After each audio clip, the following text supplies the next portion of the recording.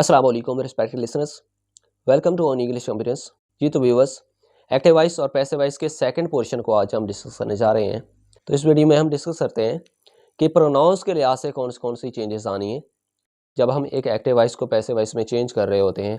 और दूसरा पॉइंट हम जो डिस्कस करने जा रहे हैं वो ये है कि इसमें जो टेंस के लिहाज से चेंजेस आनी है वो कौन सी होनी है। तो कंप्लीट अंडरस्टैंडिंग के लिए वीडियो को एंड तक ज़रूर वॉच कीजिए। जब एक्टिव वॉइस को पैसिव वॉइस में चेंज कर रहे होते हैं या पैसिव वॉइस को एक्टिव वॉइस में चेंज कर रहे होते हैं तो प्रोनाउंस के अंदर जो चेंजेस हैं वो डिपेंड कर रहा होता है कि सेंटेंस में उनको कैसे यूज़ किया गया है। मतलब कि उनको सब्जेक्ट की फॉर्म में यूज़ किया गया है या फिर ऑब्जेक्ट की फॉर्म में यूज़ किया गया है या एक पोजेसिव के तौर पे यूज़ किया गया है। सेंटेंस में उनको यूज़ किस तरह से है, तो हम इसको डिस्कस करते हैं। तो हम डिस्कस करते हैं कि सब्जेक्टिव फॉर्म या सब्जेक्टिव केस या नॉमिनेटिव केस होता क्या है। सब्जेक्टिव केस एक ऐसा केस होता है, एक ऐसी फॉर्म होती है जिसमें जो वर्ब है उसके सब्जेक्ट के तौर पे एक प्रोनाउन यूज़ हो रहा होता है। मतलब कि वर्ब से पहले यूज़ हो रहा होता है।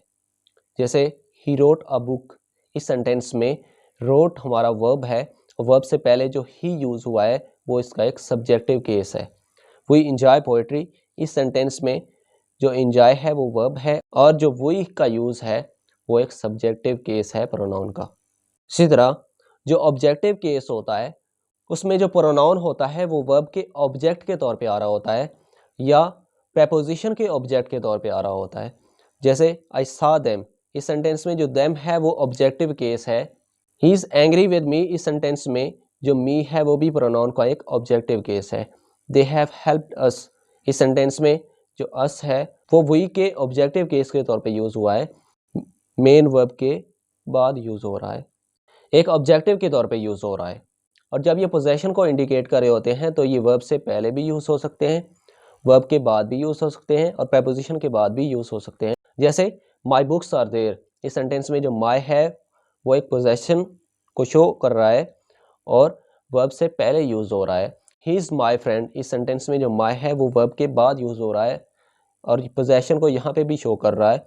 He is sitting behind my parents in the bus, इस सेंटेंस में जो बिहाइंड है वो प्रेपोजिशन है और प्रेपोजिशन के बाद भी पोजेसिव केस को हम यूज़ कर सकते हैं और वर्ब से पहले भी हम इसको यूज़ कर सकते हैं और वर्ब के बाद भी हम इसको यूज़ कर सकते होते हैं जो पोजेसिव केस होता है। और उस वक्त इनका मेन पर्पस पोजेशन को शो करना होता है।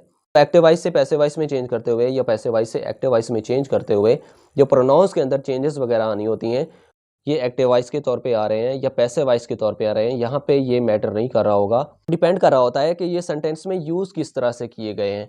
क्या ये वर्ब से पहले यूज़ हो रहे हैं, सब्जेक्टिव के तौर पे यूज़ हो रहे हैं, तो ये सब्जेक्टिव केस में यूज़ होंगे। और अगर ये वर्ब के बाद यूज़ हो रहे हैं, एक ऑब्जेक्टिव के तौर पे यूज़ हो रहे हैं, तो ये ऑब्जेक्टिव केस में आएंगे।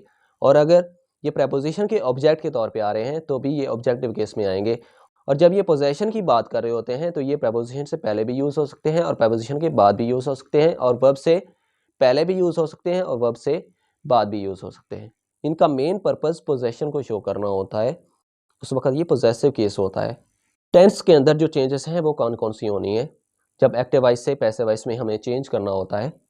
जब एक्टिव वॉइस में प्रेजेंट इंडेफिनिट टेंस होता है, मतलब कि वर्ब की फर्स्ट फॉर्म होती है या डू या डज के साथ वर्ब की फर्स्ट फॉर्म यूज़ हो रही होती है, तो हमें प्रेजेंट इंडेफिनिट टेंस को इज़, एम या आर में चेंज करना होता है और उसके साथ वर्ब की थर्ड फॉर्म को यूज़ करना होता है। जैसे दे राइट अ स्टोरी, जैसे दे राइट अ स्टोरी तो इसको हमने चेंज किया है a story is written by them.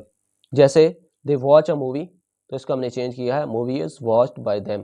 Present continuous tense का एक्टिव वॉइस को जब हम चेंज करते हैं तो इस एम आर के साथ बीइंग का एडिशन करते हैं और इसके साथ वर्ब की थर्ड फॉर्म का यूज़ कर रहे होते हैं। They are watching a movie तो इसको हमने चेंज किया है अब movie is being watched by them.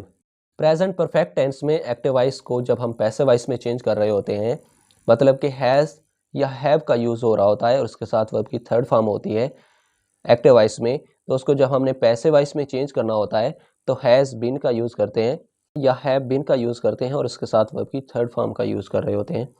जैसे they have written a story तो इसको हमने चेंज किया है a story has been written by them, के हैव का यूज़ था और उसके साथ वर्ब की थर्ड फॉर्म थी तो उसको हमने हैज़ या हैव के साथ बिन लगाया है और उसके बाद वर्ब की थर्ड फॉर्म का यूज़ किया है। They have watched a movie, तो इसको हमने पैसिव वॉइस में चेंज करना है, a movie has been watched by them. Present perfect continuous tense का पैसिव वॉइस नहीं बनाया जाता, मतलब कि जब सेंटेंस में एक्टिव वॉइस में हैज़ बीन या हैव बीन का यूज़ होता है और उसके साथ वर्ब की फर्स्ट फॉर्म के साथ आईएनजी का यूज़ होता है, तो इसको हम पैसिव वॉइस में चेंज नहीं करते होते। जब पास्ट इंडेफिनिट टेंस का एक्टिव वॉइस होता है, तो पास्ट इंडेफिनिट टेंस के एक्टिव वॉइस को हम वाज वर और उसके साथ वर्ब की थर्ड फॉर्म में चेंज कर रहे होते हैं।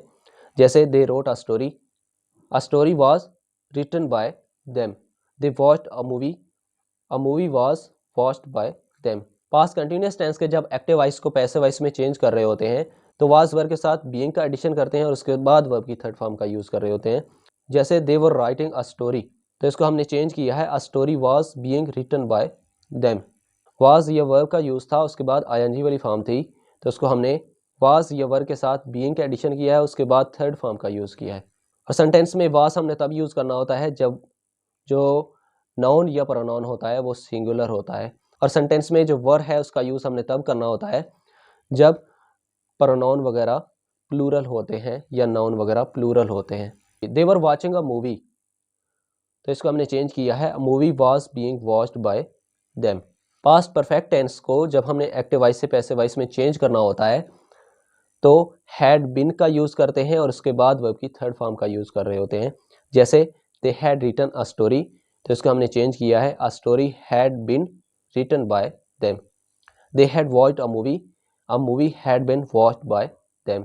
पास्ट परफेक्ट कंटिन्यूअस टेंस का भी पैसिव वॉइस नहीं बनता होता, मतलब कि हैड बीन और उसके बाद वर्ब की फर्स्ट फॉर्म के साथ आईएनजी का एडिशन होता है, तो उसको हम पैसिव वॉइस में चेंज नहीं करते होते, इसकी पैसिव वॉइस नहीं होती।